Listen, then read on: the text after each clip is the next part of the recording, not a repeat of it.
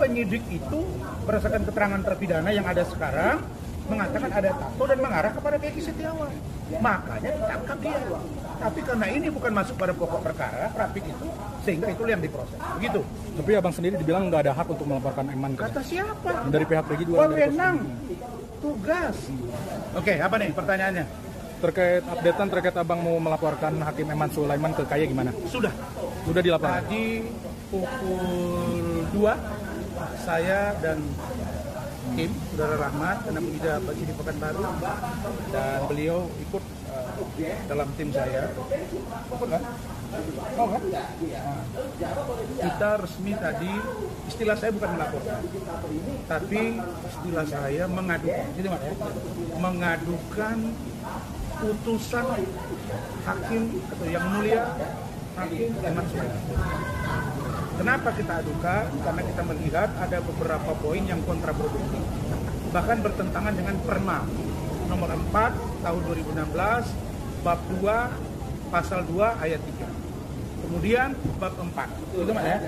Di situ juga tercantum pada ayat 3. Ayat 3 juga bahwa hakim dalam ini Mahkamah Agung dapat memberi petunjuk memeriksa putusan pra-peradilan. Jadi kalau ada yang mengatakan bahwa tidak bisa diuji, terus dibilang bahwa KAY itu menguji tentang etika, terus Badan Pengawas Mahkamah Agung, pertanyaan saya, kalau hakim keliru memutus, terus berimplikasi bagi orang per orang atau masyarakat, dilapor kemana? Dilapornya kemana? Kalau polisi bermasalah, ada propamnya. Kalau eksternalnya ada kompolnasnya. Kalau jaksa ada komisi kejaksaannya. Kalau hakim kemana? Ya Badan Pengawas Mahkamah Agung. Jangan komisi judisial. Jadi jangan ditutup itu. Nah kemudian kami juga mencantumkan sebagian kecil saja, karena besok saya akan ulas secara detail bersama dengan tim, karena besok itu saya jam 10 akan datang ke SPKT Polda Metro Jaya dengan 2 agenda. Pertama, melaporkan paling tidak 5 akun yang menghina saya, keluarga saya, dan juga kerabat saya yang lain. Kemudian kami juga akan melaporkan salah seorang oknum pengacara yang berinisial FH. Seperti apa? Itu besok akan saya sampaikan. Tapi yang pasti satu poin malam ini yang saya ungkap ke permukaan adalah bahwa saudara bisa saksikan, dengarkan, dan buka. Kalau saudara tadi tidak sempat naik ke atas, buka nanti di linknya, kelihatan bahwa ketika minggu lalu saudara Peggy Setiawan diwawancara secara live oleh saudara Aiman, di situ dijelaskan dan ditanya, kapan saudara pasang tato? Dia mengatakan tato dipasang 2015, dihapus 2016 karena ibunya marah. Ditanya, tato apa? Bintang-bintang. Apa maknanya? Karena saya pendukung, fans, penggemar dari pemain bola yang berasal dari klub Crystal Palace, yaitu Wilfried Zaha. Dan saya searching, tim saya bekerja, saya dikasih data, saya dikasih gambaran, saya diberikan informasi yang akurat bahwa 2015, 2016 Wilfried Zaha belum pakai tato sama sekali. Maksud saya apa? Keterangan-keterangan yang kontraproduktif begini ini yang harus dikaji. Jadi kalau saudara Tony mengatakan bahwa tato itu tidak menjadi dasar, justru keliru. Penyidik itu berdasarkan keterangan terpidana yang ada sekarang mengatakan ada tato dan mengarah kepada Peggy Setiawan. Makanya ditangkap dia. Tapi karena ini bukan masuk pada pokok perkara, Rapik itu, sehingga itu yang diproses. Begitu. Tapi abang sendiri dibilang nggak ada hak untuk melaporkan Eman. Kata siapa? Dari pihak Peggy juga. Wewenang, tugas, fungsi, KAY, Komisi Judisial, Badan Pengawas, akademisi, kelompok masyarakat, ya, lembaga dan orang per orang dapat melaporkan dan atau mengadukan, ya, terkait dengan satu perilaku hakim, termasuk di dalamnya tindakan. Maksudnya, kalau perilaku jangan ada berpikir tentang sikap hakim, kok tidak bermoral, tidak, ini bukan itu. Saya kasih contoh bagaimana saudara mantan Kadif Propam Mabes Polri, Ferdi Sambo. Dia diproses secara etik, diberhentikan dengan tidak hormat. Itu etik dari perbuatannya, tapi dia diproses secara pidana karena tindakannya membunuh orang. Jadi etik dengan perbuatan dia memutus perkara itu adalah satu kesatuan yang hukum dan itu diproses. Oke, apa lagi? Nah, Bang, kemarin juga sempat ada klarifikasi, Bang, bahwa kemarin juga ada statement bahwa pihak sana, kuasa hukum yang si Peggy itu, atau sudah mengajukan ke KY sama ke Mahkamah Agung pas lagi perjalanan itu pra-peradilan. Lantas kenapa Abang mau melaporkan tuh? Nah, itu gimana, Bang? Kalau mereka sebelum digelar pra-peradilan mereka datang ke KY untuk diawasi persidangan, semua diawasi, tindakannya, perilakunya, pertanyaannya, berpihak atau tidak, karena itu objeknya. Begitu juga dengan putusannya. Mereka takut, hakimnya tidak netral.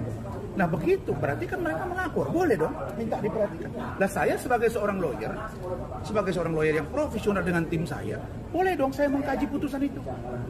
Iya dong, saya mengkaji putusan itu, saya dengan tim saya, Bu Ida, Bung Rahmat, Wafi, terus ada Rizal, terus ada John Rafri, kita menguji putusan itu.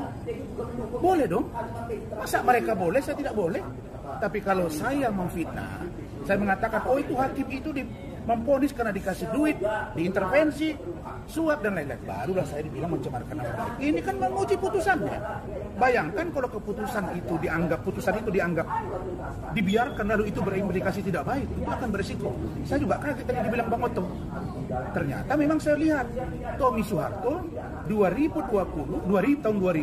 mengajukan gerasi kepada Presiden Abdurrahman Wahid dan ditolak.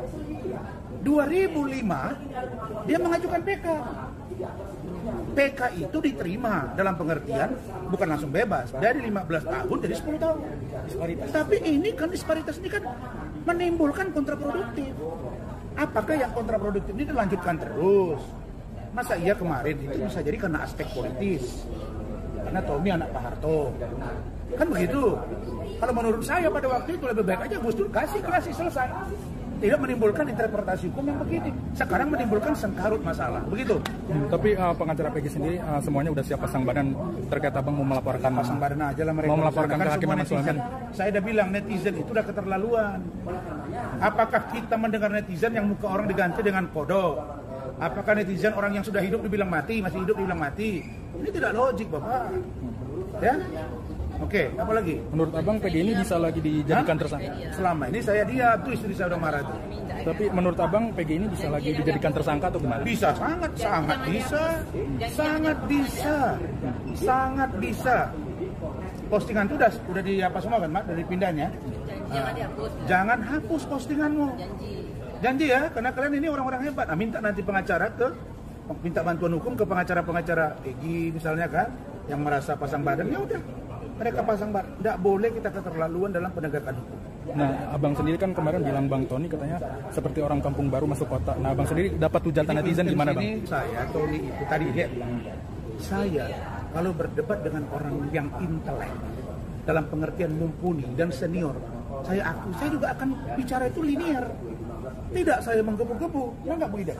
Dia berisi, kita berisi. Kalau dia nggak berisi, ribut nggak jelas kemana, kita ngomong juga berisi, dia nggak paham, ya udah kita hajar dia dengan cara kita. Nggak bisa dong, dia ngomong bisa ngembek-ngembek, matilah saya. Tapi coba tadi, bagaimana hukum dibedah tadi di sini. Pendapat Bang Otto begini, pendapat Bang Hendri Yosodiningrat begini, pendapat saya begini, pendapat Bang Frederick Yunadi begini. Ini kan orang ini kita berempat ini ada pengalaman ini. Kalau Tony kan baru kemarin sore. Ya, jujur aja saya bilang baru kemarin sore itu belum paham dia itu yang gitu-gitu. Bukan saya merendahkan, belum pengalaman. Saya berpikir malah Rahmat, Bu Ida ini kalau masalah yang begini-gini dia lebih paham. Kenapa? Ini masalah jam terbang. Jam terbang Rahmat, Bu Ida dan tim saya itu sudah di skala nasional ini sudah ikut saya bareng-bareng sudah sering gitu. Oke. Tapi Abang sendiri sebentar, Rahmat tambahin sama Bu Ida. Terima kasih. Sebenarnya debat hari ini luar biasa ya, karena semua senior hadir. Jadi nampak intelektualnya debat itu dan bagaimana selama ini orang menghujat Bang Rasman, ya tentang apakah Peggy, judulnya kan apakah Peggy Setiawan bisa menjadi tersangka atau bisa dipidana, itu kan pertanyaan dan judulnya. Itu berkemungkinan bisa. Tadi banyak yang sependapat yang selama ini menganggap Bang Rasman melawan arus, ternyata